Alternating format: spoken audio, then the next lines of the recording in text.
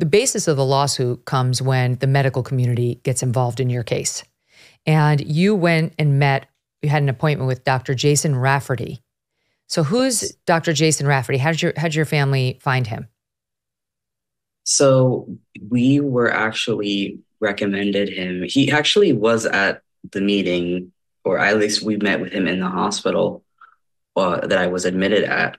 So just to back up so the audience can find it, you were spiraling emotionally and saying that you were suicidal. And yes, I read at that time, yeah, go ahead. At that time, that wasn't true.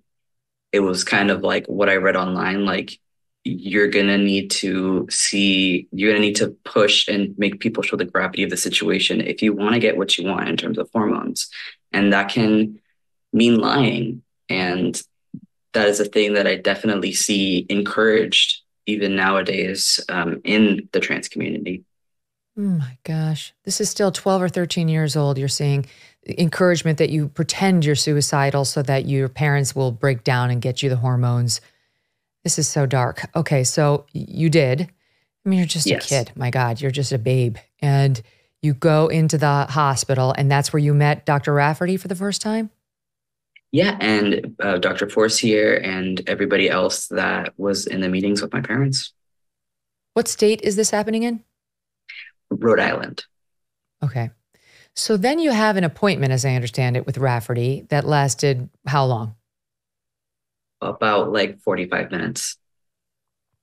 And what happened at that appointment?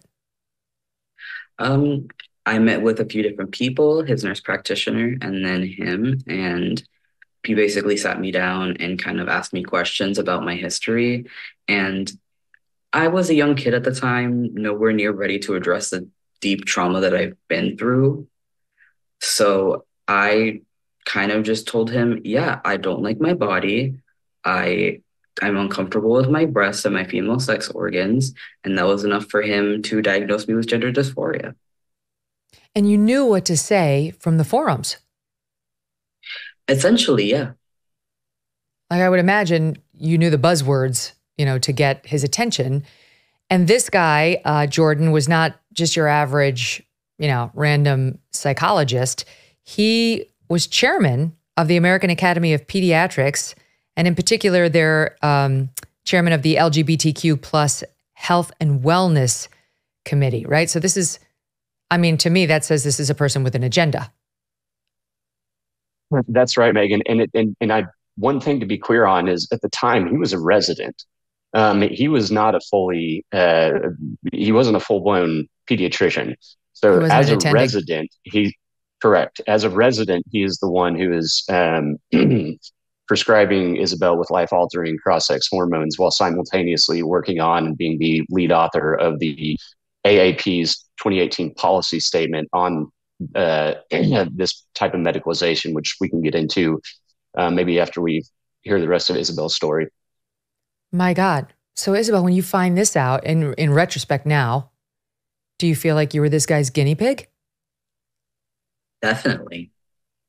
Like, you're telling me you didn't even know half of what you were doing? Like, you were actively writing out, oh, this might be what's right actively, while I am spiraling in real time as I am on testosterone. I end up actually getting hospitalized for a suicide attempt later that year. So he prescribes you, at that point, did you need puberty blockers or just cross-sex hormones? No, so at that point, I was past the stage for puberty blockers, I was told. Okay. So it was cross-sex hormones for the option. Which means testosterone. Mm-hmm. So you go home, I gather it was on that visit or the second visit, he prescribes testosterone. And this is like serious. It's a needle, right, that you have to inject? No, yeah, and you're doing it yourself. And it's pretty intense. Like, you have a full syringe, a full 20 gauge needle that you're stabbing into your leg. Yeah, every week. Some people, it's even more frequent than that. And I feel like poor you and your poor parents, who must have been just distraught, not knowing, right, what to do, what was in your best interest, because you've got this doctor saying, this is what we have to do. And so what were mom and dad saying about it all? They were supporting me the best they could. They were under the impression that, these professionals that are well esteemed and have gone to school and are supposed to be the experts on this are telling me we need to do this for our kid or our kid's going to die. So they were trying to be as supportive as they could at the time to me. Did you socially transition at the time? I did, yeah. I was already socially transitioned. Mm-hmm. Yeah, and that's another thing that's hard to undo once a child has declared, oh, I'm this other gender, and you get all the snaps for it, and that's currency, and you don't even realize that when you're 12. You're not seeing it clearly. So, I've been told that Dr. Rafferty warned your mom that testosterone was your only option, and that if you didn't get it, you were going to commit suicide. Like the terrifying words that no parent wants to hear. Yes.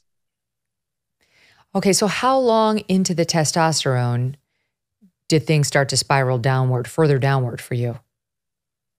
So I was on the testosterone probably for like 6, 7, 8 months, around there. I was on it already for an extended period of time.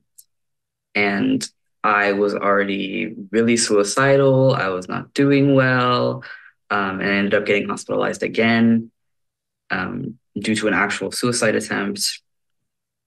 And as this is going on, I'm still continuing treatment. I'm still continuing testosterone. I'm still being seen by Dr. Rafferty, and it's still being given to me. What was happening to you physically during that time as a result of the injections? So I was growing mass amounts of body hair. I was sweating 10 times more than I usually did. I was gaining a lot of weight. I was really angry. It was just a lot. My menstrual cycle stopped. It was pretty jarring. Right. I can see how this would not be a pick-me-up to a young girl struggling with prior abuse and the other issues that you were trying to deal with. So, Jordan, who are the other you've now sued Dr. Rafferty, and we'll get to the rest of Isabelle's story too on the detransitioning, but who are the other doctors and medical professionals who you're suing? Sure, Megyn. We're suing Dr. Rafferty, obviously, Dr. Michelle Forcier, who was the supervising physician and is a very prominent player sort of in this pediatric gender affirming care space for those who are unfamiliar, as well as some of the nurse practitioners and anybody basically involved in the purported treatment of Isabelle. And then, of course, we were also able to sue the American Academy of Pediatrics, and happy to sort of unpack that. But those would be the defendants in Isabelle's case. Financial experts thought we were in the clear. They were anticipating around 6 rate cuts by the Fed this year, and then the inflation data came out higher than expected. It's not going away. Not anytime soon, that's for sure. How could it? The U.S. is $34 trillion in the hole, and yet we keep printing money, which pushes the prices you pay every day even higher. So you can either bury your head in the sand or you can do something about it. One option to consider is to diversify a portion of your savings into gold with Birch Gold Group. Gold can be your hedge against inflation, and Birch Gold makes it easy to own. They will help you convert an existing IRA or 401k into a tax-sheltered IRA in gold, and you don't pay a penny out of pocket. Text Megyn, MEGYN, to 989-898 and get your free info kit on gold. Then talk to a precious metals specialist about how you can choose to protect your savings from persistent inflation with gold.